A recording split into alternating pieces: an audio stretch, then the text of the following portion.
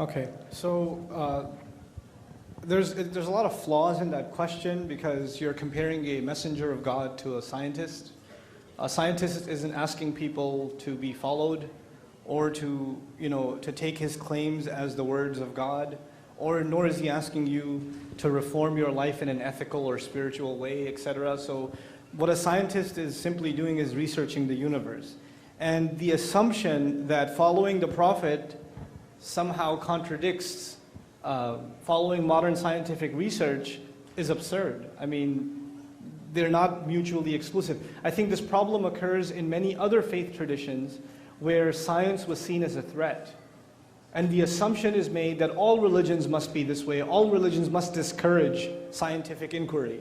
But actually Islamic history, as was already indicated just now, thank you Sheikh, it has been one of very in-depth scientific inquiry and even pioneering in the field of scientific inquiry. Now, as for the Prophet being 1400 years ago and not having the kind of scientific knowledge and access that we have today, when it comes to matters of guidance, right and wrong, justice and injustice, scientific revolutions will not change that. Doesn't matter what kind of technology you hold, what is fair is still fair and what's unfair is still unfair. Truth is still truth and falsehood is still falsehood.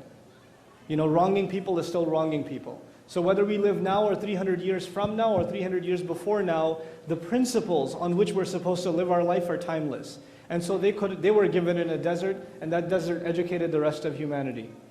And it gave life to the rest of humanity. And that's what we hold dear. We hold that revelation and that message dear, and that legacy.